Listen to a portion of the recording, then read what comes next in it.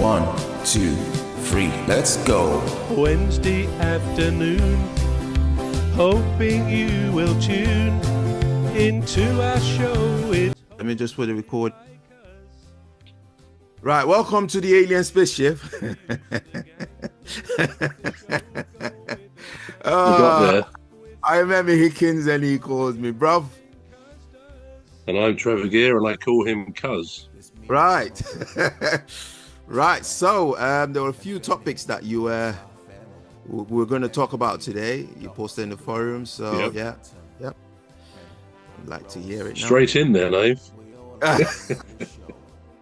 Well, I've forgotten what I was going to say now. That's a shame, isn't it? Now, the first one was something about what would you like your inscription or epitaph to be on your tombstone, on your gravestone, if you had one. Even people, I suppose a majority of people nowadays tend to be cremated, but I think people still get a headstone of some sort to put where the ashes are or something. So yeah, I just wondered, it's an interesting thought, isn't it? What would we want if we had the choice on our gravestone? Because if you think about it, we've all wandered around church graveyards and cemeteries occasionally, and interestingly we see very old gravestones, don't we? You have received a new WhatsApp message. I will cancel that in a minute. We will receive a message. It's just come through and thrown me completely. But anyway, no, we've wandered around cemeteries, haven't we? And we see often 100 years old or more some comments about a person who lived 100, 150 years ago or whatever. And there's something a bit sad, perhaps, to think that even their close family now would probably long since have passed away. And, you know, they may have said that person loved the place where he was buried or whatever reasons they put. But it just, first of all, it makes you appreciate that probably after 3 generations, which will be our parents, our grandparents, our great-grandparents. I don't suppose too many people know their great-grandparents, although maybe nowadays they do, some people, because people tend to have families a bit younger. But after that, I guess we're all pretty much forgotten, which is a fact of life. It sounds a bit sad, but it's a fact of life. Unless, of course, one is famous for maybe being a royalty, a king or a queen, or a great composer, you know, like Beethoven and so on, or notable politicians. So people can be, remembered. But as I say, I was thinking about the whole aspect of this, and just to say at the beginning, maybe people don't talk about death, passing away often. It's something we tend to sweep under the rug, under the carpet, and which is understandable, but equally it's a fact of life, it's a fact of death, that something that's going to happen to everybody. And I think there's no reason why we shouldn't contemplate the question, really, how would we like to be remembered? But to bring that, as we said before, what would we like to see on our epitaph if we had the choice? Because in reality, I suspect 99% of comments made on a gravestone or even on a bench of remembrance. I did that a few years ago for my former father-in-law. Got a bench down by the sea at St Margaret's Bay in Kent, and we put on there where he loved it there and things he'd achieved. So it tends to be the choice of the nearest and dearest. But if you had a choice, Cuz, what would you like either on your remembrance bench, and where would you put it? Where would you want it?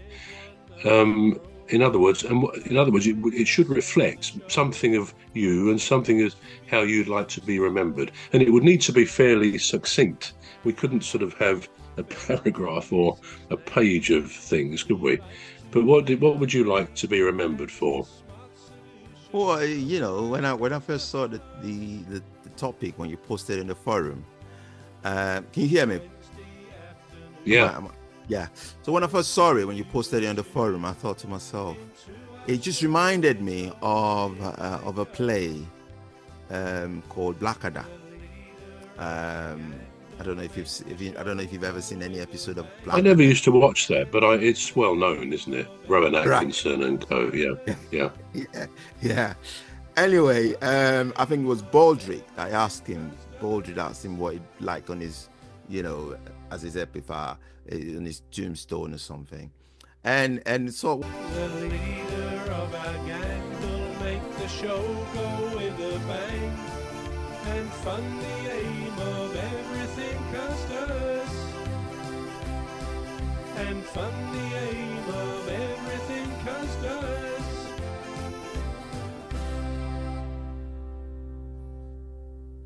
Watch that, but it's well known, isn't it? Rowan Right. Atkinson and co. Yeah. yeah. Anyway, I think it was Baldrick that asked him what he'd like on his, as his epitaph, on his tombstone or something. And so what he said is so funny, and it's just one of them lines that sticks in your head if you like a particular show or something, And he said, "Here lies," and it was one of the series that was done in the army. I think it was the Second World War part bit, and they were like, because the enemies were closing in, and they were like, "Well, so this is it.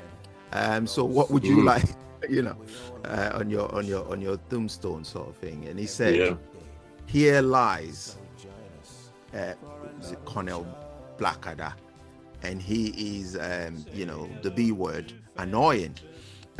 And I thought, and it just really made me laugh. It's so cleverly written, and that's where my mind went first. And I thought, well, how would I like to be remembered? What would I like on my sort of tombstone, for instance? And I thought, I think I would like to be remembered as somebody that I would like to be remembered as somebody that sort of was sort of a comforter. Comforter. Yeah, a comforter.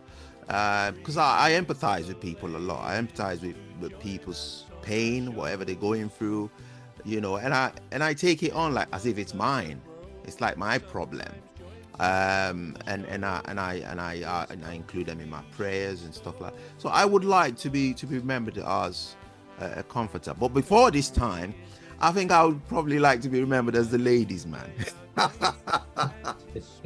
There we go. You're past that now. You're past that stage now, are you?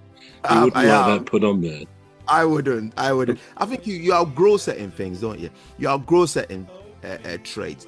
You outgrow certain things that you thought made you look cool. You think, well, back then, I'd like to be, because it was something that probably was associated with your age group or your age or whatever. And then you are growing and you think, you know what, I don't want to be remembered by that. I want to be remembered by something that is much more something that people would think nice, not something that is a bit big-headed or self-centered sort of thing. So yeah, what about you then? Well, I was going to say you'll also be remembered, I suppose, for your Zoom IT equipment constantly breaking down. So that could go on your bench. I see you talking sometimes and can't hear a thing. Last week you froze 2 or 3 times, so I think I'd have to remember you for that. But actually, yeah, I pick up your point. I think, and it's not to make light of the subject. We know that when people lose somebody, it's a very, they're grief-stricken. But I think humour. If I were to say what would I like, I mean, I'm tempted to say I wouldn't mind a humorous inscription or epitaph. And as in times past, I recall 1 or 2. For example, there was one I saw somewhere, and it was underneath this pile of stones lies what's left of Sally Jones. Her name was Lord. It was not Jones, but Jones was used to rhyme with stones. I'm surprised I remembered all that, actually. But so that's quite a good one. Then another one, perhaps a more modern day one, an epitaph on a gravestone. He died because he didn't forward that message to 10 people. You know, we all get those, don't we? Where you say, if you... of our gang will make the show go with a bang and fund the aim of everything Custis. And fund the aim of everything Custis.